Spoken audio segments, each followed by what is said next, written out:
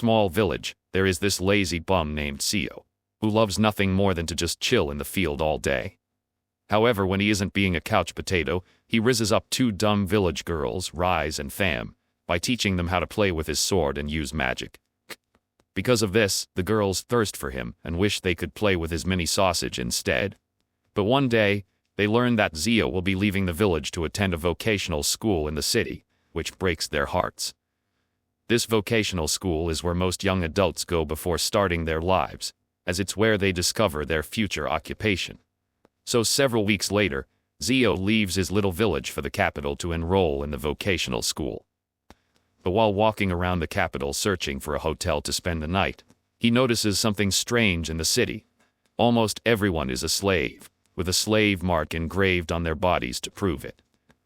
The following day, Zio arrives at the vocational school and is surprised to see all sorts of nosy brats, including demi-humans, eager to discover their future profession.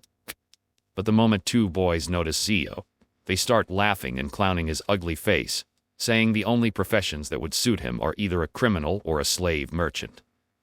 But just then, a pretty blonde shuts the entire crowd up, introducing herself as Nuris, their exam officer. She instructs everyone to line up in front of the divine crystals and then explains that each student will be given a black identity card, which they will hold close to their chest, and after a few minutes the card will turn white.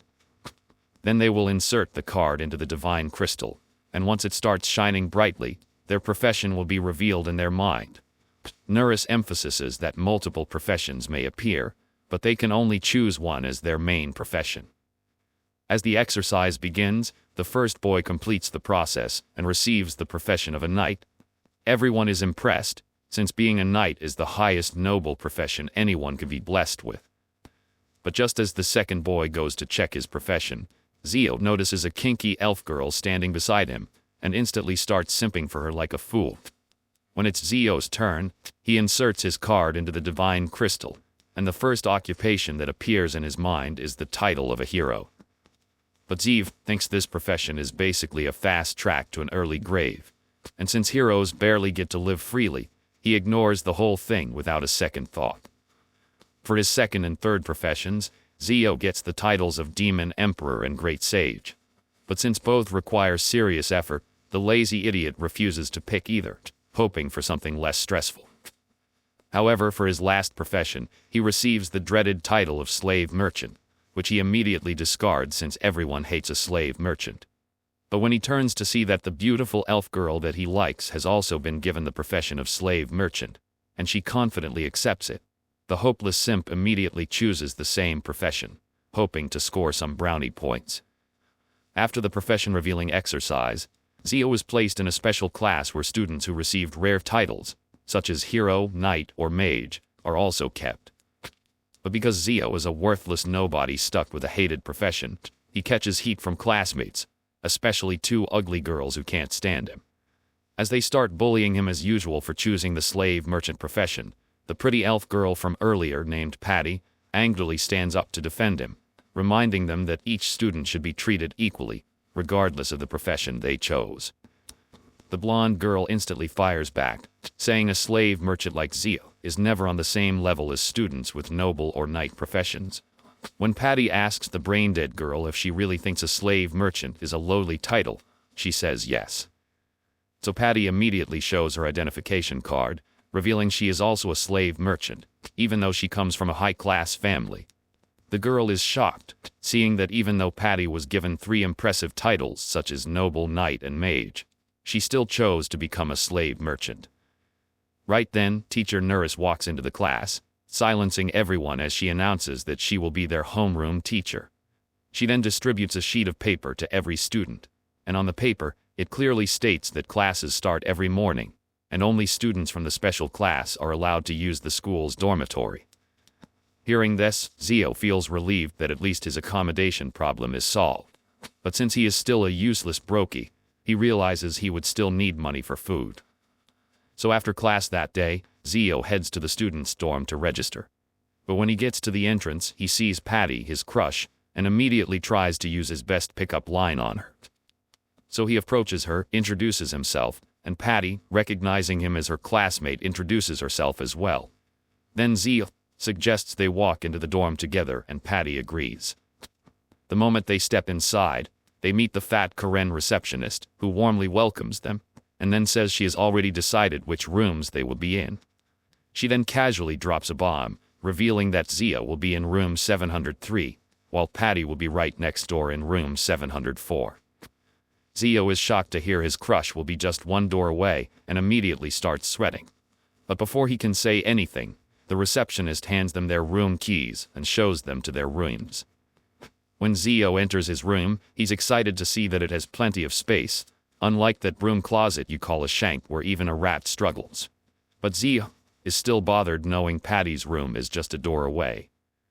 So to get his mind off the bizarre situation, he starts thinking about how he'll solve his broke status, and after a brief moment, he concludes the only thing he can do is get a job. So very early the next morning, Zio heads to the Adventurers Guild to register as an adventurer. When he gets to the front desk, the receptionist explains the ranking system, from Rankef to Rankes, and then adds that to receive any promotion, he would need to take a special quest that doubles as a promotion test. But Zio wants nothing to do with promotions, since the lazy sack avoids extra work like it's poison. To proceed with registration, the four-eyed receptionist asks for his identity card and a little of his blood. Zio wonders what they need the card for, so the receptionist explains that it helps prevent criminals from joining the guild. He agrees, but the moment she looks at his identity card and sees his slave merchant profession, the receptionist immediately gets offended. She turns to Zio and coldly tells him that in all her years on the job, this is her first time meeting a slave merchant. Then, in an angry tone, she starts narrating her tragic backstory. She explains that her family was so broke they couldn't even pay attention, and because of that, her younger sister was sold to a slave merchant. She adds that her sister was so young she wasn't even aware of the horrible fate waiting for her. The hatred the receptionist has for slave merchants is so obvious that when she draws blood from Zio's finger with a knife, she does it with way too much force. Zio screams in pain, so the creep finally snaps out of it and immediately apologizes for using too much strength. Just then, someone walks in asking if Zio was a new adventurer. Turns out it's an ugly girl with a bandaged face and chainsaw teeth named Melina, who volunteers to teach Zio the basics of being an adventurer. But while staring at her monstrous face, Zio gets the strong feeling that Melina is suspicious, so he immediately declines her offer. The nutcase keeps insisting, even saying she's willing to do it for free. Zio still rejects her help and says he would rather ask the guild to create a tutor quest if he needs one. But when Melina quickly signs the quest herself and excitedly says they'll be working together now, Zio realizes he just played himself. He tries to protest, but the receptionist tells him that since it's an official quest from the guild, he has no right to refuse. The next day, Zio and Patty show up at school together, but before they can reach their class, they run into teacher Nuris, so Patty immediately asks what lesson they will be having in class that day. Nuris replies that since most classes for slave merchants are focused on ethics, and they only have 6 months to study, she has decided they should learn what it means to be a slave trader through real-life experience. She then reveals that for the day's lesson, they'll be going to a real-life slave auction, and adds that if any of them is loaded enough, they can even buy a slave for themselves. However, she warns them not to reveal the location of the auction. If they do, she threatens that their names will be added to the wanted list, and they will be hunted throughout the country, which would ruin their lives forever. Since the slave auction is a top-secret event, the location is usually hidden in a densely populated residential area. When they finally reach the spot, Nuris knocks on the door, and a guy who looks like he's going through a midlife crisis opens it. Zio immediately feels a chill crawl down his spine after seeing the guy's ugly face, but the dude's cold expression suddenly brightens when he notices Nuris, and the two greet each other like old buddies. When the creepy guy asks if Zio and Patty are the slave merchant students for the year, Nuris says yes, so he welcomes them inside. As soon as they step in, the guy hits a brick on the wall, and a creepy hidden doorway pops open, leading straight to the auction. When they arrive, the secretary at the front hands them a catalog showing all the merchandise for the day. As Zio scans through it, he learns there are about 40 slaves scheduled to be sold that day. So just as the auction is about to begin, Nereus instructs Zio and Patty to sit down and observe how everything proceeds.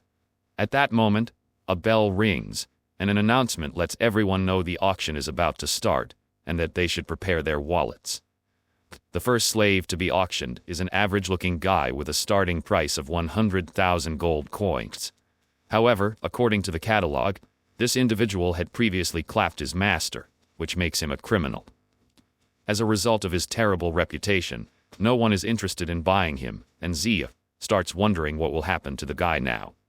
But just as if Nereus is plugged into his thoughts, she explains that if no one buys a slave, they get sent to the mines, where they work until they become skeletons.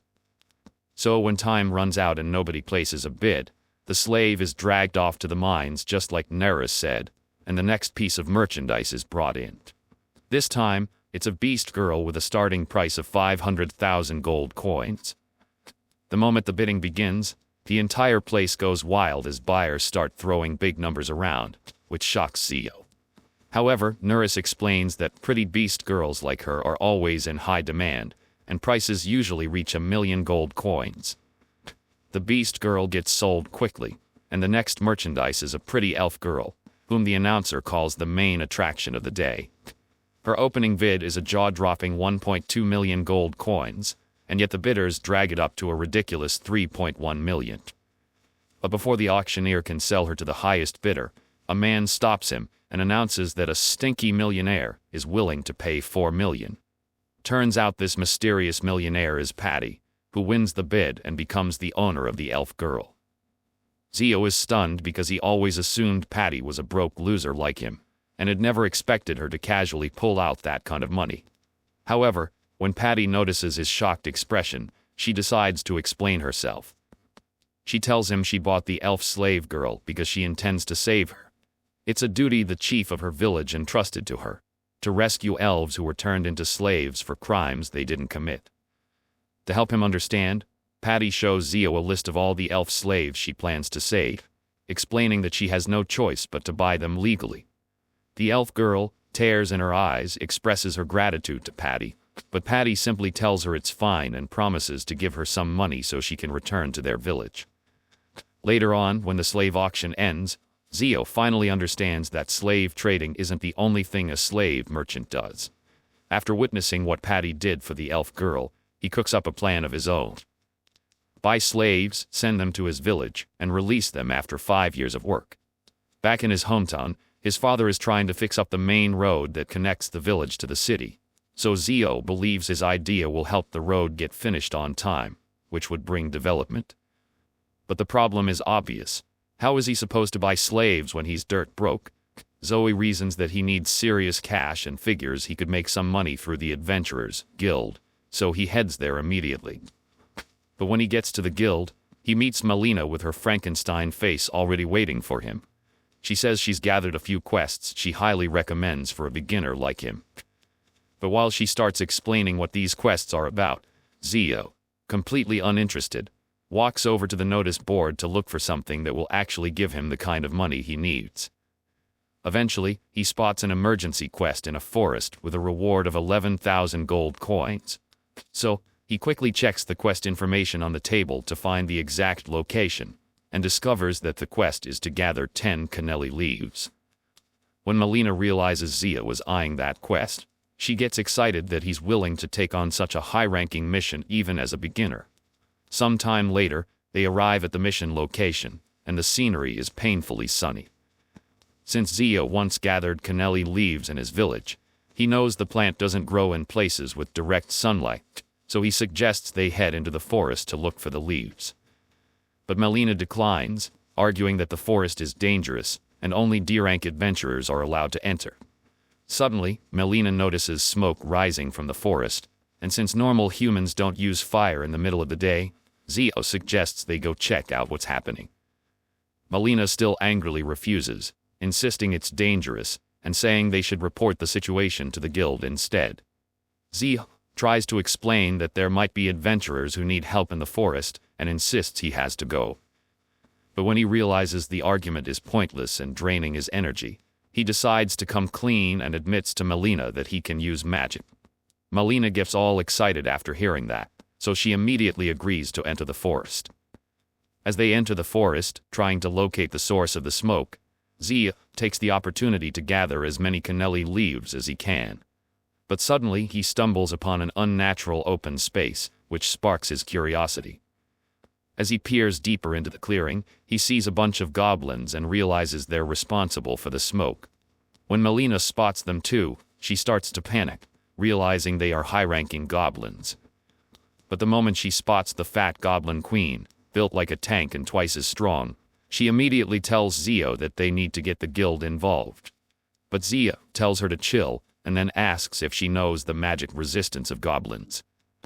Melina replies that goblins in general have no magic resistance, but their queen is much stronger than a regular goblin. She adds that of all the stones you can harvest from goblins, the queen's stone is the rare gem that earns an A-rank reward. Zio thanks her for the useful information, but when Melina demands to know what he plans to do with it, he confidently states that he's going to wipe out the goblins and pick up their magic stones. Melina immediately protests, saying it's dangerous, but Zio insists on going ahead with his plan and tells her to stay back if she's too chicken. As Zio unleashes his magic, black arrows suddenly start piercing the goblins, and in the next moment, all the lesser goblins are wiped out, leaving only the queen. This time Zio decides to boost his magic, and as he lifts his arm to the sky, he fires black arrows that completely erase the bloated queen from existence. The goblin queen's stone drops to the ground, and when Zio picks it up, he notices Melina staring at him like a fool in love. When he asks what her problem is, Melina excitedly says she's impressed that he can use dark magic, then vows to follow him for the rest of her life. Shortly afterwards, as they head back to the guild, Zio presents the bag of cannelli leaves to Alina, the receptionist. But when Alina commends how fast they finished the task, Melina shocks her by revealing they actually collected the leaves out in the forest. To blow her mind even more, Melina shows the Goblin Queen's stone and explains how Zio cleared an entire goblin village alone. Alina can't believe what she's hearing, so she tells Melina she has to contact her supervisor. A few minutes later, Alina takes Zio to meet Blazer, the guild master, who is equally shocked after hearing everything. When he asks to see the magic stones they obtained, Melina gives them to him, and after a thorough examination, Blazer confirms they're the real deal. But thinking it's some April Fool's stunt, Blazer asks again if they really did annihilated the goblins. Melina admits she was absolutely useless, and that Zio did all the work, while Zio, who is getting fed up with all the interrogation, insists they check his guild card if they still doubt him. Blazer does exactly that, and his eyes widen after confirming the records. So when he asks Alina for the quest reward, Melina explains that because it's a B-rank quest and Zio is only F-rank, he gets just half, which still comes out to a ridiculous 18 million gold coins. Wasting no time, the guild master orders Melina to hand Zio his winnings, which she does. Later that evening, Zio gives Melina 3 million gold coins from the money, which surprises her since she was just a useless burden. But Zio tells her she wasn't totally useless, since she provided useful intel about the goblins. His words of encouragement, combined with the crypto money she just received, send Melina into a state of ridiculous excitement, so she repeats her earlier vow to stick with him for life. Meanwhile, as they chat, some suspicious chick with premium melons is busy spying on them. It's been 10 days since the Goblin Queen's subjugation, and since then, Zio has been unable to get another quest with a large reward. But as he gets to the entrance of the guild that day, he sees people gathered and yapping endlessly, which makes him wonder what the commotion is about. As he gets closer, he overhears some guys saying the mutilated corpse of an adventurer was found the night before near an inn. The rumor claims the victim was a young adventurer girl, and the news freezes Zio's blood on the spot. He finds it disturbing, so he immediately enters the guild to warn Melina to be careful. But when he gets inside, he runs into Alina, who immediately asks him to follow her. She leads him deeper inside, where he finds Blazer sitting with some hottie who introduces herself as Ubenta, the vice master of the guild. Blazer apologizes for the sudden meeting, but says there's a situation that needs to be resolved. He gets straight to the point and asks Zio where he was the night before. Zio is surprised by the question, but he calmly answers that after finishing his quest, He went straight to his dorm. Blazer continues the interrogation, asking if he left his dorm at any point, but Zio says no and explains that he stayed in his room and even chatted a bit with the head of the dorm. Getting sick of the pointless question and answer session, Zio insists on leaving, saying he has something important to do with Melissa. But Blazer freezes the moment Zio mentions Melissa's name like it's nothing, and asks if Zio is completely clueless about what's going on. Before Zio can ask what's going on, Blazer reveals that Melina was murdered the night before. The news hits Zio so hard it nearly gives him a heart attack, but Blazer urges him to calm down and listen. When he does, Blazer explains that Melina was unalived at midnight the previous day, and they found her corpse in a small alley near an inn. He further mentions that her remains were found in a horrible state, and they suspect the motive might be the large sum of money Zio gave her days ago. Having heard enough, Zio stands to leave, but Blazer tries advising him not to move around alone, suspecting that the murderers might come after him too. But Zio angrily assures him that if they do, he'll cut off their dingleberries and feed them to the vultures. After leaving the guild, Zio immediately heads to the alley where Melina was murdered, and when he spots a bloodstain on the ground, he assumes it must be where she was clapped. Right there on the spot, he casts a dark spell that revives spirits and makes Melina's ghost appear before him. With her apparition standing in front of him, he asks if she can speak, but Melina is stunned to see him, and even more shocked to see herself back among the living. However, when she finally realizes she's just a ghost, Zio explains that he used a special spell from his dark magic to temporarily bring her soul into the world, and that only he can see her. When Melissa demands to know why he would even something like that, Zio explains that he needs to find whoever is responsible for unaliving her and make them pay. When he asks if the murderer was a guy or a girl, Melina says it was a guy, but adds that the busty baddie from earlier was the dude's commander. Since there isn't enough time to go on a full search for the murderous vixen and her gang, Melina suggests using an information broker, but warns it might be expensive. However, Zio reminds her that he's loaded and says they need to see the broker right away. Later that night, they enter a bar downtown, where Melina shows Zio a guy drinking alone who happens to be the information broker. When Zio walks up to him, the man instantly gets hostile, warning that the bar isn't meant for little brats like him. But Zio shuts his worthless mouth with 1,000,000 gold coins and says he needs intel on someone. When the man asks whose information he wants, Melina describes the girl's appearance to Zio, and Zio relays it to the broker. After listening, the intel guy reveals that the girl is a B-rank adventurer named Nasha, known in the streets as the Bloody Wicked Girl. When Zio asked how to track her down, the broker says she's always at the arena placing bets, and luckily, a huge tournament is scheduled for the next day. Zio thanks him for the information, but just as he is about to leave, the broker warns him that Nasha is a powerful fire mage, which Zio just shrugs off. So the next day, Zio and Melina head to the arena to find Nasha. When they arrive some hours later, Zio suggests they go to the bookmaker since the tournament has already ended.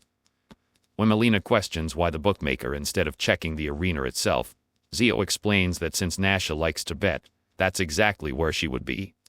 When they arrive at the bookmaker, Nasha is nowhere in sight, but suddenly Melina spots the same guy from Nasha's crew who murdered her, so Zio suggests they tail the idiot.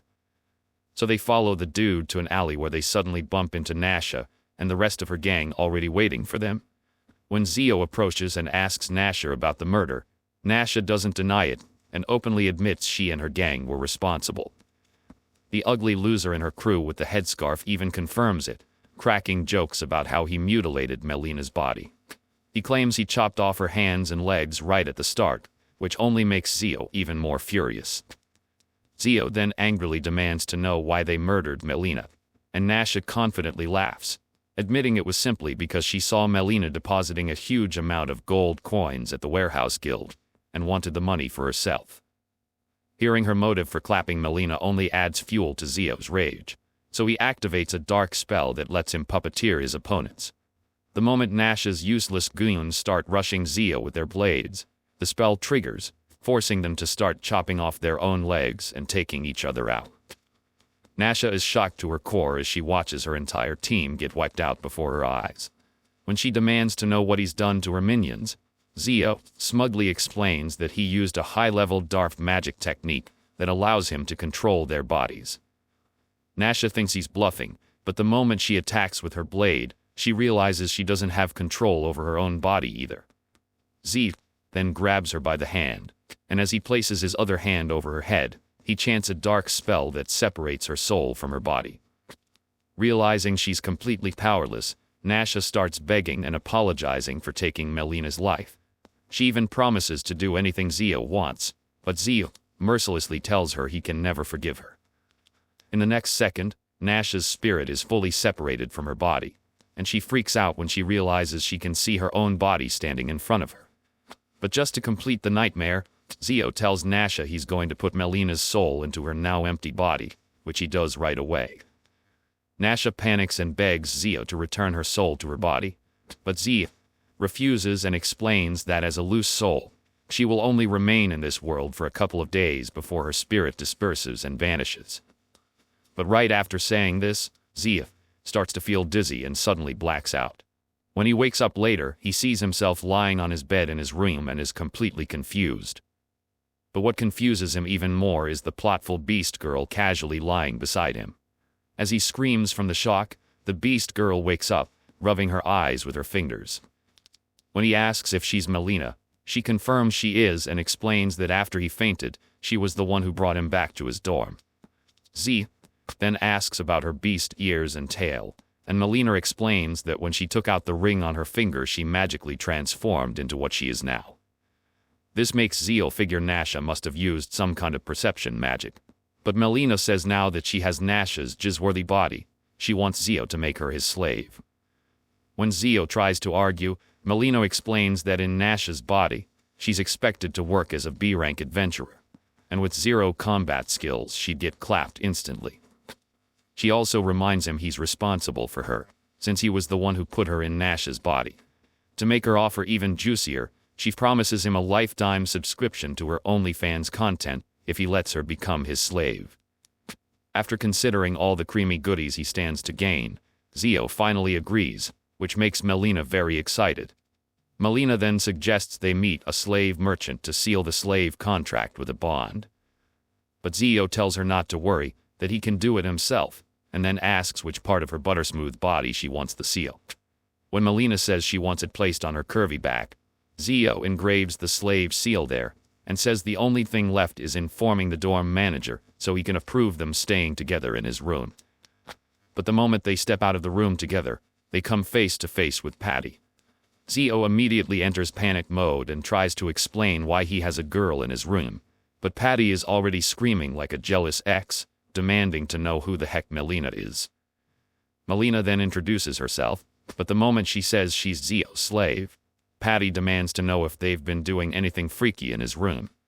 Before Zio can answer, Patty accuses him of fooling her into thinking he wanted slaves for his village, when what he truly wanted was girl slaves for his 6 inches. After saying this, Patty touches the hilt of her sword, and Zio immediately thinks the girl wants to chop off his clapping machine, so he desperately begs her to chill. But Patty explains that after yesterday's incident, where a female adventurer was murdered, she now carries her sword everywhere for safety. The topic then shifts to the murder case, and Zio is relieved things is much calmer now. So he tells Patty that Melina is actually tied to the incident.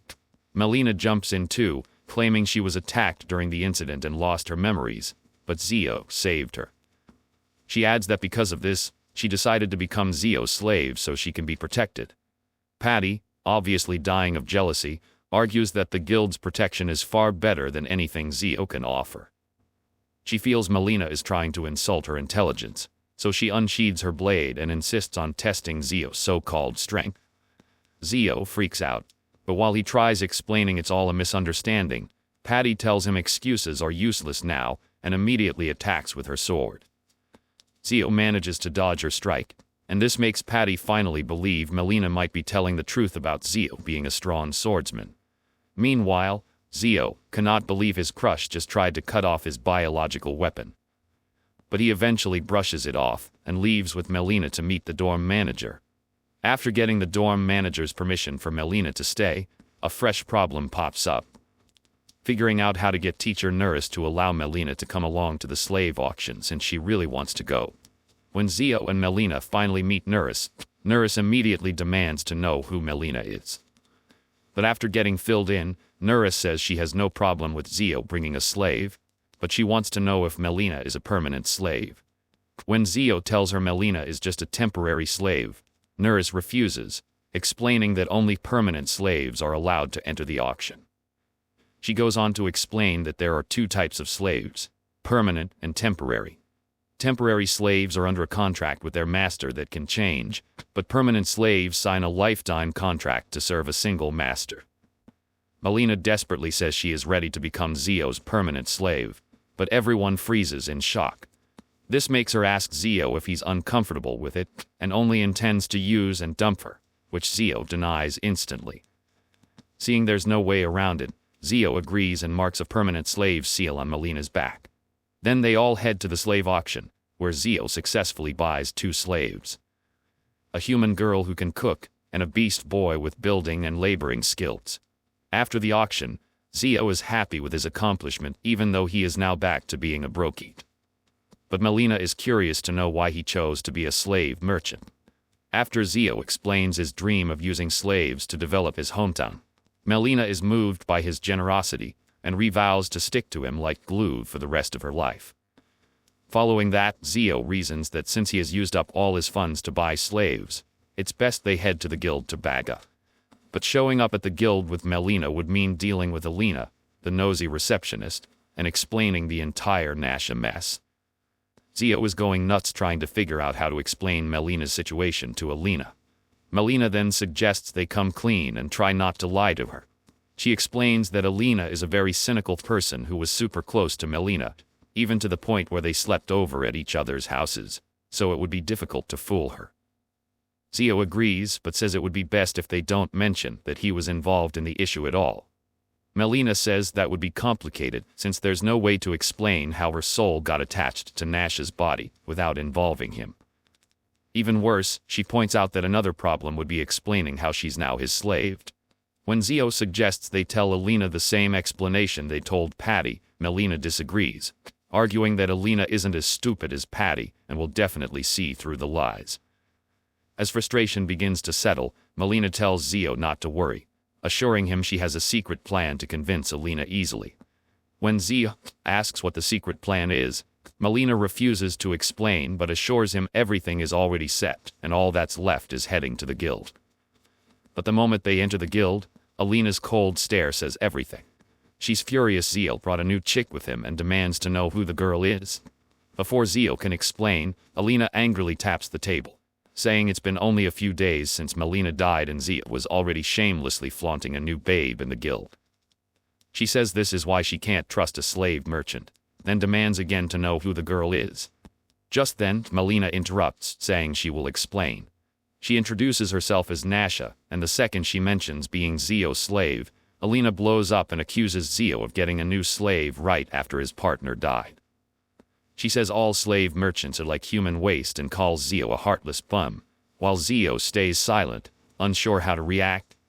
Having reached her breaking point, Nasha tells Alina she knows the real truth behind Melina's death. Alina is shocked to hear this, and immediately demands to know what she means by that. Nasha tells her to take a chill pill, and then says she has something to say first before explaining anything. She tells Alina that the truth is, although the body is Nasha's, she is actually Melina.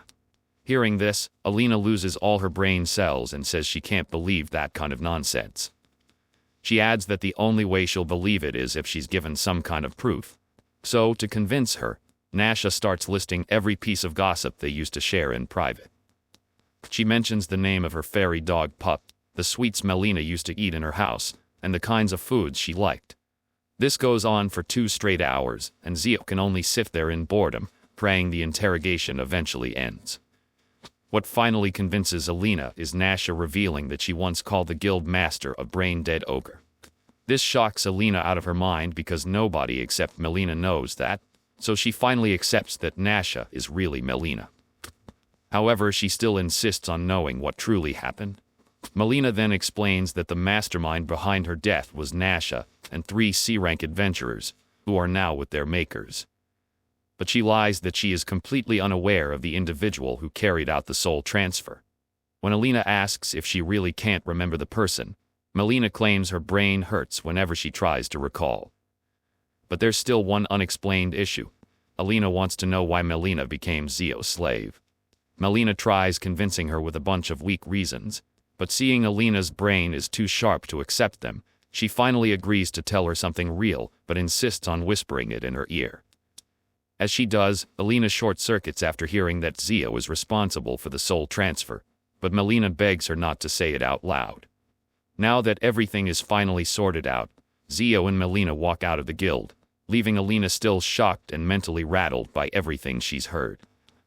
But Blazer, after eavesdropping on the whole conversation, comes out and is more concerned about Alina calling him a brain-dead ogre, so he jokes that she's getting a pay cut for it. Some days later, Zio decides to eat out with Melina and Patty. After waiting a few minutes, Patty shows up looking like a snack, leaving Zio and Melina totally mesmerized by her beauty. She apologizes for keeping them waiting, but Zio tells her it's fine and says they should go eat. As they walk, Zio points out that Patty is wearing a skirt. This makes her blush with embarrassment, and when she asks if it looks weird on her, Zio compliments her, saying it actually looks good on her. When they finally arrive at the entrance of the restaurant some minutes later, they realize Zio hasn't booked any reservations, so Melina rushes inside to get them tickets for a table. With Zio and Patty now alone, Patty says she feels bad for making Melina go alone to get the tickets, but Zio tells her not to worry, explaining that Melina is hyper like that and has been eager to do something nice all day. They decide to stroll a bit, and while walking, Patty apologizes for drawing her sword against him days before when she first met Melina. She tries to explain why she did it, but Zio assures her it's fine, saying he didn't think much of it. While they talk, Patty gets distracted and starts staring at a doll inside a store. Zio notices her gawking at the doll like a little girl, and is surprised that Patty also likes girly things. Just then, Melina returns, saying she has secured the tickets. But as they head inside the restaurant, Zio looks back at the doll Patty had been staring at earlier and is determined to do something about it. Inside the restaurant, Melina and Patty have a great time stuffing their faces with the delicious meal served.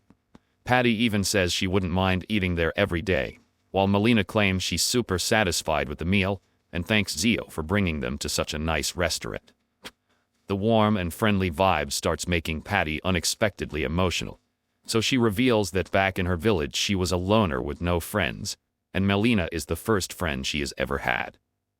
Excited to hear this, Melina thanks her, saying it's an honor to be her friend, and then suggests they drink to their new friendship.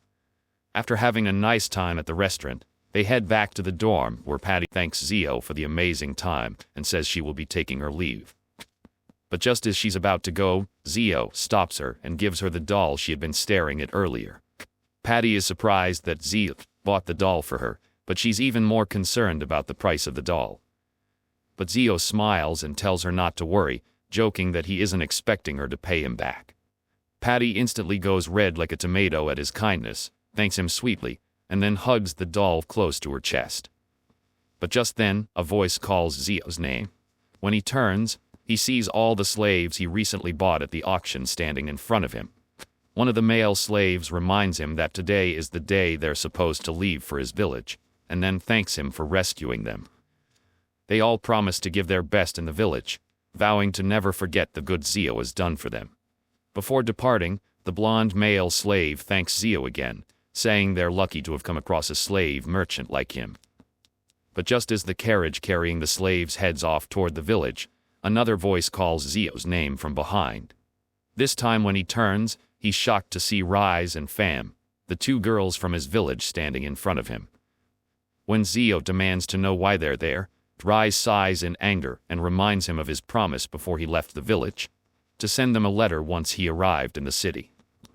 Clearly, Zio forgot all about it, and Rise says that after they waited 20 days with no letter, they couldn't sit around anymore, so they decided to journey to the city to find him.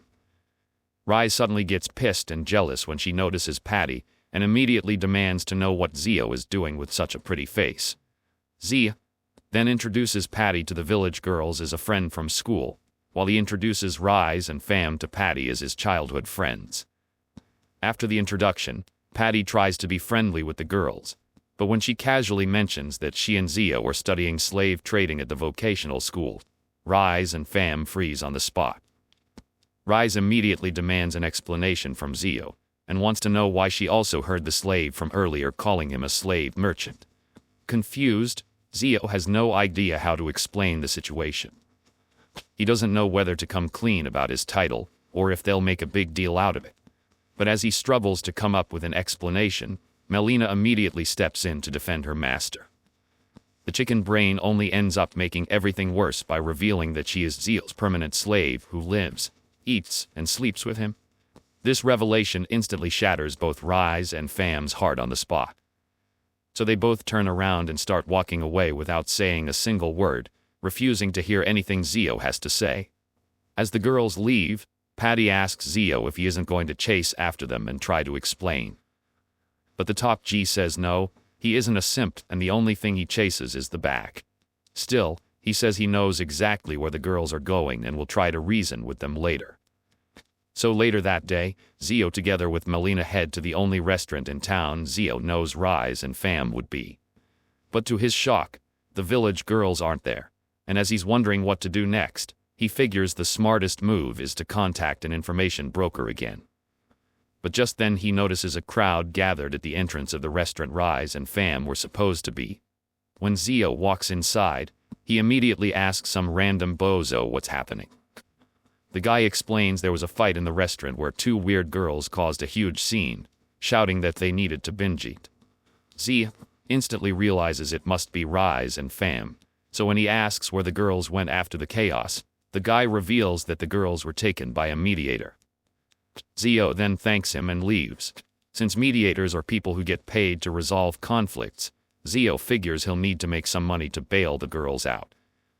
So when he reaches the mediators' headquarters a few hours later, he knows taking Melina inside would only spark a fight with the jealous village girls. So he asks her to wait outside, and surprisingly Melina agrees without saying a word. The moment Zio steps inside, he sees Rise and Fam kneeling and tied up with two men standing in front of them. The girls shout his name the moment they see Zio, prompting the two pathetic-faced guys to turn and question who he is. Zio doesn't say a word. Instead, he pulls out a sack of gold coins to bail the girls out. Still, the lanky one demands to know who Zio is. Zio then lies that he's just some money lender who came to lend the girls bail money. But hearing this, the dumb girls immediately assume Zio wants to force them into taking a loan in exchange for a belly bump. But Zio ignores them, and when he reveals that the sack contains 300,000 gold coins for the bail, the short bald one immediately accepts the money. But Rise shouts, telling Zio not to give the worthless piece of trash a single dime. She explains that these idiots just stuck their ugly noses into their business, and even though they didn't do anything, the fat baldy kept claiming they broke his bones. To make their deception convincing, the ugly bald dude starts complaining about the intense pain in his arm, which he claims was caused by the girls. While consoling him, his partner on suit explains that the wound is a serious one, and that covering the medical fees and compensation will cost at least 1,000,000 gold coins. Hearing this, Zio can now tell something fishy is going on, while a furious Rise is already calling them crooks, arguing that what they're asking for now is way more than their initial demand. Fam joins in, explaining that what the morons originally asked for was 500,000 gold coins. Just by looking at their disgusting faces, Zio concludes that they must be two thieves working together.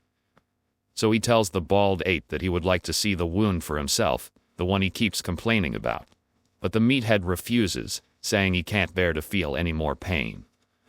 Realizing there's no way the con artist will ever agree to show his wounds, Zio says he understands, and then asks the hairless guy to stay still while he casts healing magic on him. In an instant, something hits the dude like a bolt of lightning, and when he drops to his knees, he shockingly realizes that all the pain in his body is gone. This makes him forget his whole fraud act instantly, and starts celebrating the sudden disappearance of the back pain he suffered for years. Hearing him brag about his vanished back pain instead of the supposed arm injury, Zio is now completely convinced it's all a scam. Impressed, The moron on suit claps and commends Zio for using upper-class divine magic without even chanting. Then he asks Zio to come work for him, promising a sizable pay. But Zio ignores his stupid offer and points out that the arm injury should also be healed by now. So with the injury gone, Zio asks them to subtract the medical fees from the ransom money. The guy on suit agrees that since the injury is gone, there's no need for treatment anymore, but says he can only subtract 100,000 gold coins, bringing the new total to 900,000. Zio immediately argues the ridiculous ransom fees, and shuts the entire deal down without thinking twice. But the guys warn that unless their demands are met, Rise and Fam will never be released. Just then, Melina walks into the negotiation, complaining that Zio is taking too long. The moment the dudes see her in Nash's body, the big-headed baldy accuses Nasher of stealing his money, while the lanky one in the suit is equally irritated by her presence. Zio instantly clocks that the real Nasha must have scammed these clowns back in the past. So he tells them Melina is his slave, and she's suffering from amnesia. But the dudes refuse to believe his excuse and keep ranting that Nasha stole millions from them. The lanky guy then says he's willing to give Zio a discount by dropping the ransom for the girls to 800,000 gold coins, but only if Zio agrees to hand over Nasha. Zio refuses, insisting he isn't giving them a single dime and they aren't getting Nasha either. The lanky guy admits it's a pity, and as he snaps his fingers, armed thugs appear out of nowhere, surrounding the room and ready to inflict pain on Zio and the girls. The thugs threaten that anyone who goes against the agency will have to suffer the consequences. But as the lanky guy orders them to attack Zio, Zio drops all of them with lightning speed, shocking everyone. Seeing how fast Zio took down his men, the suit guy realizes Zio is no small fry and shouldn't be underestimated. Just then, two other crackheads show up as reinforcement. The guy in the suit calls them by their names, Rage and Mash, and says he has been waiting for them. As Zio examines these new threats, he notices one of them is wielding a melee weapon, while the other is wearing some kind of magic item around his neck. Rage can't believe Zio was able to knock out all the other guys by himself, but he still brags that he'll teach Zio what a real fight is like. Realizing Rage might hit him with a surprise attack, Zio quickly grabs a weapon from the floor, ready to defend himself. But Rage suggests they take the fight outside, explaining that outside they can fight to their heart's content, and the lanky dude in the suit agrees, calling it a game. The lanky tells Zio that if he manages to beat Rage and Mash, he will forget about everything and let the girls go free. But if Zio fails, he'll take the girls as payment. When he asks what Zio thinks about the stakes of the game, Zio says he's fine with it and is ready to take him up on his offer. The girls start cheering for Zio to win, but Melina is a bit suspicious about Rage and Mash, as she feels she has seen them somewhere before.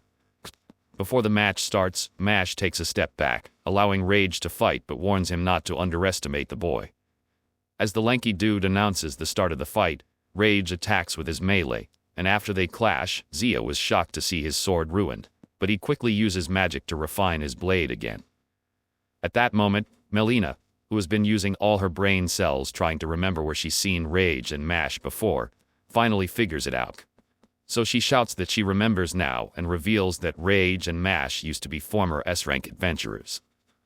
This pisses off Rage, who never expected anyone to uncover their real identities, but he doesn't deny it. He simply explains that he used to be an S-rank adventurer until he got kicked out of the guild for murdering another adventurer. He adds that Zio isn't a normal adventurer either and must be faking his identity. But when Zio tells him he's just a regular slave merchant, Rage loses it, thinking Zio was playing with his intelligence, and attacks again. This time Zio fires off his magic, but Rage dodges effortlessly and laughs at how pathetic the attempt was. However, this convinces Rage that Zio must be some high-level sorcerer. Hearing this, the girls can't hide how excited they are to be side chicks of a great mage. When Melina says she's jealous of Rise and Fam for knowing Zio since childhood, Rise brags that she's not only his friend but also knows everything about him, down to his favorite food. But while the girls continue to praise Zio, Rage overhears their little chatter and gets infuriated, thinking the girls are laughing at him.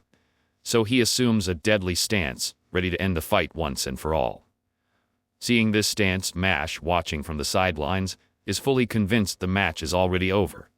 Zio sees the stance and gets a bit worried, wondering what the guy has up his sleeves. As he's still trying to understand the stance, he spots a tiny needle shooting his way at a speed too fast for normal eyes to catch.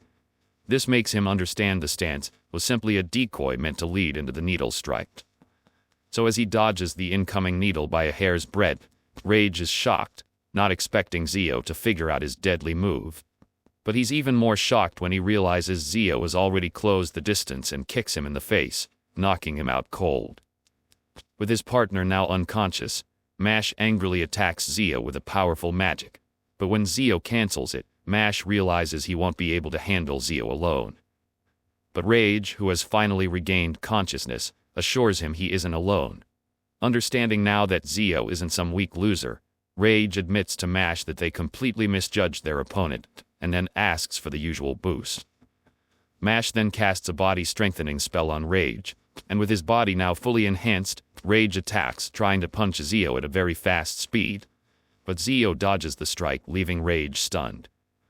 Still, Rage brags that the enhanced speed is their trump card, but Zio calls it a simple spell and tells him he can never beat him with something that basic. These words makes Rage mad, as he instantly thinks Zio is being cocky for dodging his first hit, and vows to make him regret it. But to prove that body enhancement is nothing special, Zio uses the spell to enhance his own body, which shocks both Rage and Mash. Mash, realizing how dangerous things just got, immediately tries to warn Rage to get away from Zio. But before Rage gets the memo, Zio lands a powerful punch to his gut and his face, knocking him out cold. Seeing his partner lying unconscious, Mash can't believe his eyes and tries to attack Zio with magic. But Zio also punches him straight in the face, knocking him out as well. The baldy and the lanky guy, seeing how easily Zio dropped Rage and Mash, try to escape. But Zio summons dart chains to bind them and demands that the girls be released, since he clearly won the game as agreed. Terrified for his life, the lanky guy immediately agrees to write off all the debts and let the girls go. So Zio frees them from the chains, but before he leaves, he warns the men not to tell anyone about his overpowered abilities and threatens to snuff out their lives if they do. After being set free, Rise thanks Zio for saving them, but Zio just smiles and suggests they head home. However, just as they're about to leave, Fam turns toward Zio and says they want to know everything about Nasha and his slave merchant title once they get home. She warns him not to try tricking them or weaseling his way out of it. So later that day, at home over tea, Zio explains everything to Rise and Fam about attaching Melina's soul to Nasha's body and how the real Nasha was a notorious criminal. He also tells them that this is the reason he made her his slave, so he can protect her. Rise and Fam are surprised to hear the full story, and realizing they misjudged her, Rise apologizes to Melina for the harsh way she acted earlier. But Fam says there's still one thing she's confused about. She wants to know how Zio was so strong even though he's supposed to be a slave trader. Zio scratches his head, unsure of what to say, but eventually decides to reveal the whole truth to the girls. He shows them his identification card, and the girls freeze in shock when they see that apart from the slave trader title, Zio was also given the titles of Hero, Magic Emperor, and Great Sage. Seeing how amazing Zio is, the girls start blushing and gushing over him, and Nasher is even ready to clap him right there and then, saying she would love to have his babies. Rise and Fam sleep over in Zio's room, and when they wake the next morning, Rise is glad they did. Zio tells them he'll be heading to class and asks if they'll be okay staying in the room alone. Fam responds, telling him not to be overprotective and insists they'll be fine. Still, Zio says he's worried after what happened the previous day. When Rise asks when he'll be back from class, Zio replies that his class ends at noon, but after that, he'll take a request from the guild. The mention of the guild makes Rise question why he needs money so badly. But before Zio can respond, Fam cuts in, claiming the Rizzler needs cash to recruit more girls for his harem, embarrassing him instantly. However, when Zio explains that the reason he desperately needs money is to get slaves for the village, Rise is touched by his concern, and thanks him for caring so much for their home. Fam then insists they'd also like to help, and realizing it would be pointless to argue, Zio agrees to let them help to an extent, and then head off to school with Melina. Later that afternoon, after school, Zio and the girls arrive at the guild to get a request. When Alina shows them all the available requests, Rise and Fam suggest going for the high-risk, high-reward ones. But when Zio tries explaining how things work, the girls insist they'll be helping too, while Fam reminds him they've been waiting all day to accompany him. Curious, Alina asks who the girls are, and Zio replies that they're his companions. When Zio asks if the girls can accompany him on his quests for the day, Alina instantly refuses, saying she can't allow it. The girls argue, insisting they're pretty strong, but Alina stands her ground, explaining that only adventurers can take requests, and if they want to accompany Zio, they'll have to register as adventurers. But Fam doesn't understand what Alina means, and thinks she is doubting their strength. So, to prove herself, Fam walks up to some random guy and says she wants to fight him. She tells the dude that if he manages to beat her, she'll let him damage her backside with his instrument. The desperate loser instantly agrees, seeing this as his one chance to finally use his God-given wand. But in a single second, the weakling is completely destroyed by Fam, and Zio, seeing this, is stunned that the girls still remember all the training he gave them back in the village. Smiling, Fam asks Alina if that was convincing enough, and Alina agrees, saying she would let them accompany Zio on the quests. Sometime later, as they finally arrive at the quest location, Melina warns Rise and Fam to be careful no matter how strong they think they are. But Rise confidently tells her not to worry too much about them, and reminds her that Alina had earlier mentioned their strength was on par with a C-rank adventurer. Even at that, Zio insists they shouldn't let their guards down since the two of them basically have zero live combat experience. But Rise is overconfident and believes they're equal to the task. Suddenly they're attacked by a chicken monster and Melina shouts, warning that it's a cockatrice. But Rise stays calm, confident in her so-called C-rank magic skills. Melina panics and tries warning her that the cockatrice is actually a B-rank demon beast, but Rise is already attacking with her magic. However, when her attempt flops harder than her pathetic face, she takes off running and screaming for help. So Zio steps in to help by unleashing a powerful magic that roasts in chicken monster at the spot. When the dust settles, Zio suggests they hurry up and eat the roasted chicken, but right then, they hear a rustle in the bushes. The sound startles them, making them wonder if another monster is close by. But instead, a pretty Latina dressed in knightly armor, accompanied by two ugly dudes, emerges from the bushes. The ugly brutes immediately demand Zio's group hand over the roasted chicken, but when Zio refuses, they unsheathe their swords, ready for a fight. But the girl, who seems to be their leader, orders them to put their swords away, reminding them she made it clear that no innocents are ever to be harmed. She then turns to Zio to apologize for her men's actions, and then introduces herself as Altina. When Zio questions who they are, Altina reveals that they are proud noble thieves. Since it's the first time Zio has ever heard thieves call themselves nobles, he mocks them, which instantly provokes Altina's lackeys. But Altina calms her men down and then explains to Zio that they only recently became noble thieves. She shares that she originally started off as an adventurer, but was very slow to rise past B rank. Because of that, she wasn't sure whether to keep working as an adventurer or resign. But one day, while on a quest, she was suddenly attacked by a bunch of thieves. After managing to turn the tables and defeat them, she noticed that, for some reason, the title Bandit suddenly appeared on her identification card. So from that day on, she became the leader of the bandits.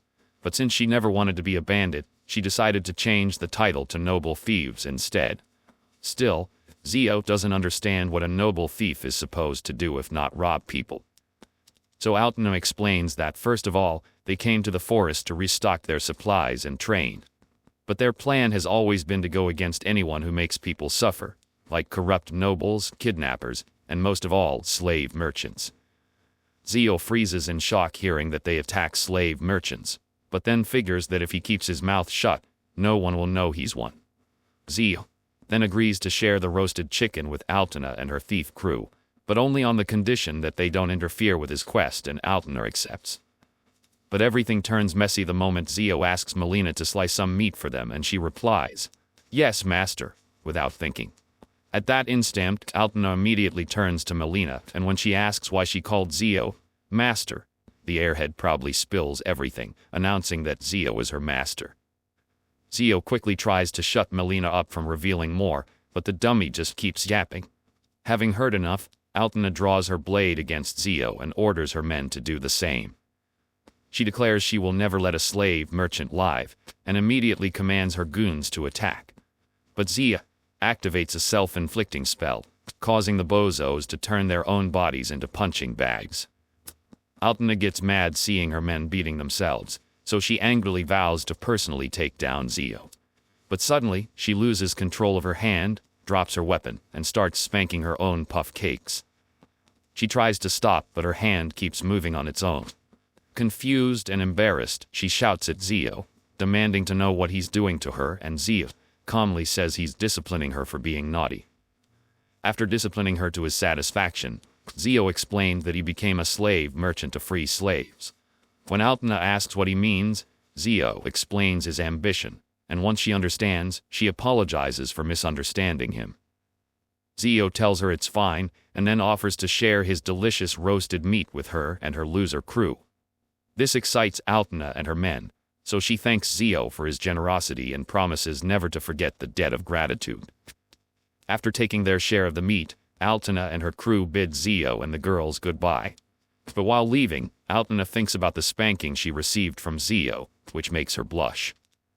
When one of her men notices and points out how red her face is, Altena gets embarrassed and tries to hide her flushed cheeks. But deep down, she wishes Zio would punish her like that one more time.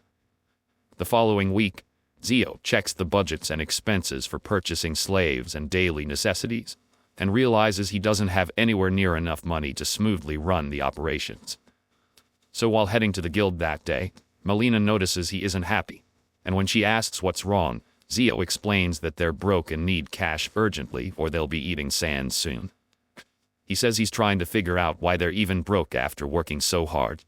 Melina then reveals that Rise and Fam have been buying a ridiculous amount of books lately, some on how to effectively increase slaves, others on finance management. Even though Zio is pissed that the girls are responsible for his bankruptcy, he reasons that since they're studying to improve the village's fortune with his money, it's still fine because everything is part of the goal anyway. When Zio arrives at the guild later, Alina excitedly informs him that she got some great picks from the day's requests. Zio is glad to hear this, so he asks her to give him a request that will last the whole day with a decent payout. Alina says there's no problem, and hands him a paper with a high-reward request. However, she warns that there's a condition attached, and the condition is that he must pass some kind of exam before being eligible to take the quest. Melina is eager to see what the request is about, but as she leans closer, she presses her pointy jigglies against Zio's hand, causing him to freak out. Alina then informs Zio that the exam for the request will be carried out at the trial ground, and the client's name is Palastes. Hearing this, Zio instantly clocks that Palastes must be Patty, so he tells Alina the client is an acquaintance of his. Just then, Melina interrupts, saying there's a problem. When Zio asks what it is, she tells him they need to hurry because the request is about to expire. So Zio and Alina immediately runs out of the guild, heading to the trail ground. But when they get there, they see Patty standing over a couple of defeated weak adventurers. When Patty sees them, she asks why they're there, so Zio explains that he saw her request at the guild and thought he'd take the trial on. This makes Patty laugh as she reminds him she has already witnessed his strength firsthand before, so there's no need for a test. But just then, one of the defeated adventurers lying on the ground suddenly stands up and angrily insists that Zio must take the test, since that's what the request form demands. When Patty tries explaining she already knows how strong Zio is, the douche face shuts her up, insisting they'll test Zio themselves if she refuses. Zio, realizing he has no choice but to fight, promises to beat the guy so badly his face ID will never unlock his phone again. And in the blink of an eye, the guy is knocked out again.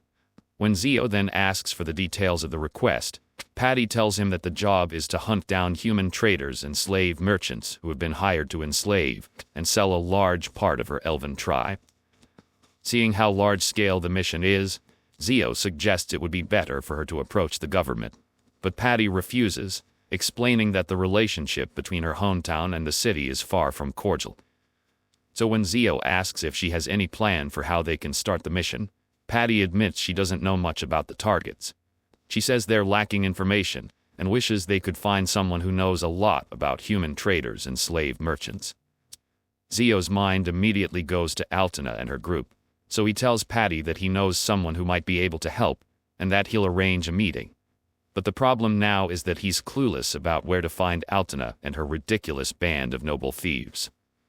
When Melina suggests they make use of the informants at the bar like usual, Zio immediately hesitates, saying he hates going back to such a shady place ever again. However, since there's no time, he says they'll have to find Altena and her group using whatever method they can. Just then, the hot teacher Nuris bumps into them, asking why they're in such a hurry and offering to help with anything that might be worrying them. When Zio hesitates, Nuris shyly tells him not to look down on her just because she's a teacher, and says there might be something she knows that could help. Since she keeps insisting, Zio decides to tell her about Patty's guild request and their need to find someone who has information related to bandits and their activities.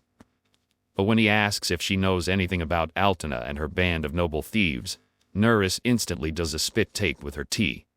This makes Zio suspect she might know something about Altena, so as he presses her for information, Nuris tries to dodge the topic. But eventually she says she can at least draw them a detailed map showing where they can find Altena. So she gets a pen, draws the map, and hands it to Zio.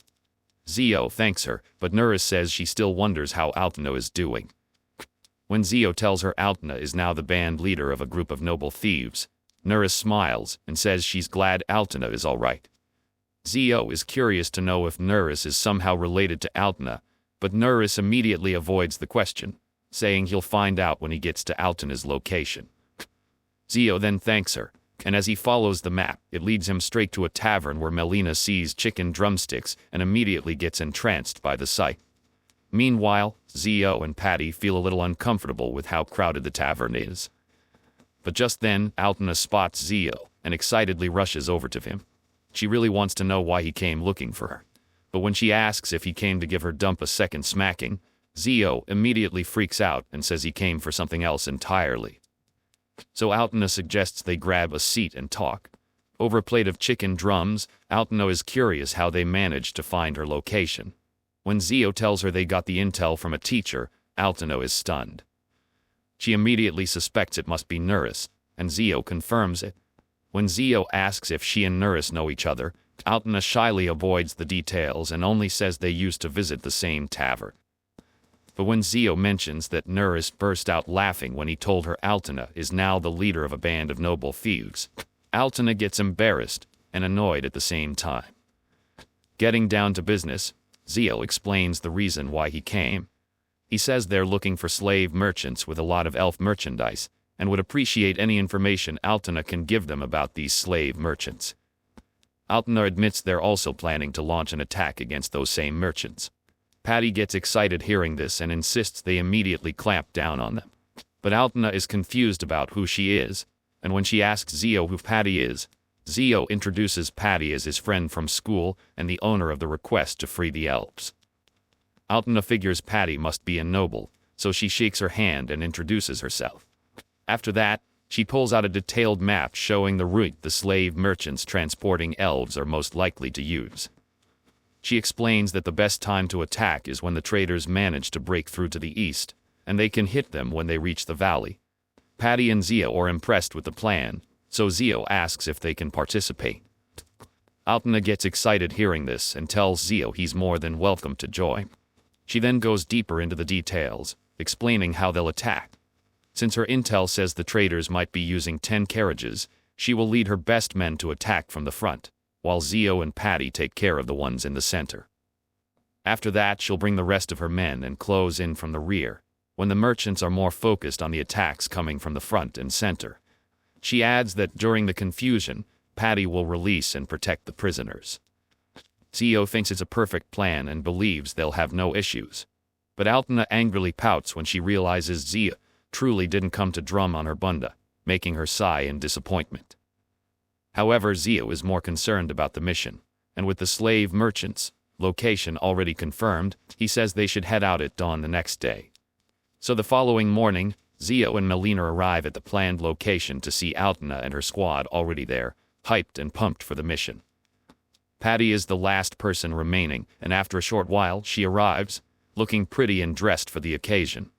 Zio and Melina can't stop staring at her, and Melina feels they should have dressed for the occasion too instead of looking like beggars. Just then, Altena announces that the carriage to take them to the valley has arrived, and they need to start making their way there. Everyone immediately enters the carriage, and the journey to the valley begins.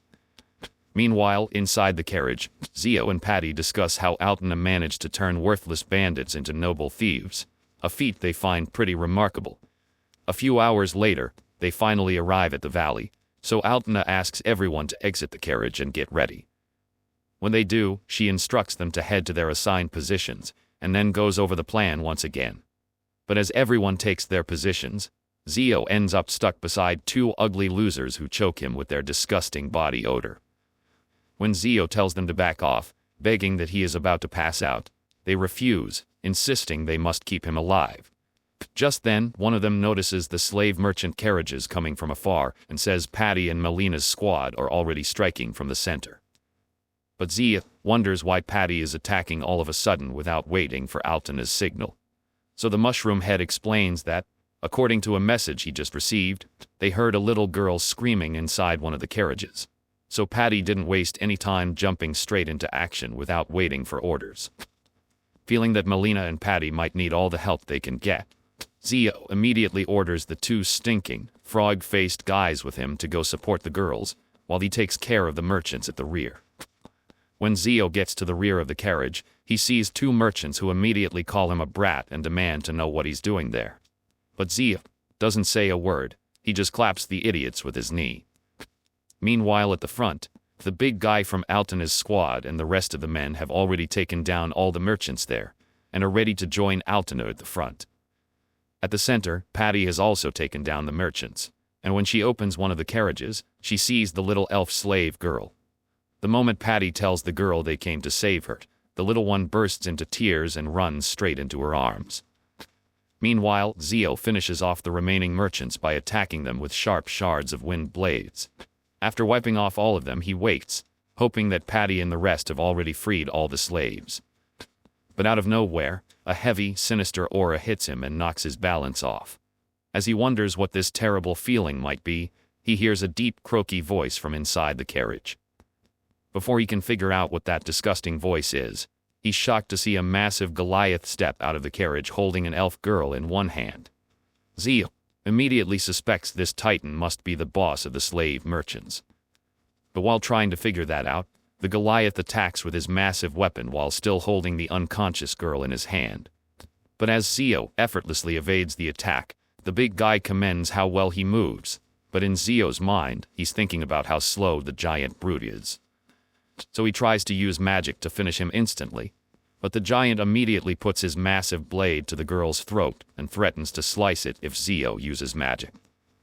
At that moment, the unconscious girl speaks, begging them to stop the mindless slaughter, and Zio is surprised, realizing she isn't unconscious at all. She was just closing her eyes. Zio starts to ponder how best to attack this freak, and after thinking briefly, he decides to use body-strengthening magic to finish the giant off in one blow. However, he knows he must tread with caution so he doesn't expose the hostage to danger. So, as the monster attacks a second time, aiming to slice Zio in two like butter, Zio leaps into the air and strikes his chest with a powerful karate-style slam.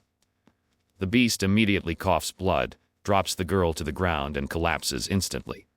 Just then the rest of the team comes rushing over, asking if Zio is all right. When Zio tells them he's fine, Patty informs him they've successfully secured all the captives without any issues, and with all the bandits dead, they've won the victory. Shortly afterwards, while the team tends to the slaves, the girl Zio saved from the giant approaches him to express her gratitude, but Zio tells her it's fine, saying he's just glad she's unharmed. She replies that it's kind of him and then introduces herself as C.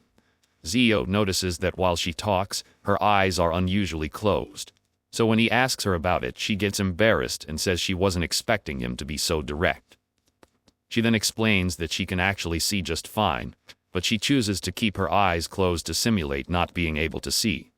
She says that by doing that, she's free from constantly observing the flow of magic in the world. Zio is confused about what she means, so when he asks if she only sees in mana, C confirms it and explains that she can see the color and brightness of magic. She says the reason she keeps her eyes closed most of the time is to avoid perceiving people in terms of their magic rather than who they really are. When Zio asks if she can see his mana, C says yes and explains that everyone has a basic color to their mana, but in his case, she can see 4 colors, 3 of which are bright and overwhelming, while the last one is soft and welcoming. Zio is beyond shocked that there exists someone who can perceive other people's mana. When he asks what kind of being she is, C drops a bomb by revealing that even though she is a slave now, she used to be a holy maiden and was once called the Saint of Kindness and Love. Hearing this, Zio is stunned and starts to ponder deeply. He reasons that if C finds out about his hero status, she'll drag him to the church where all her worshippers will start treating him like some kind of god. So to avoid that disaster, he quickly tells her they need to return her to her church, but C declines and insists on staying by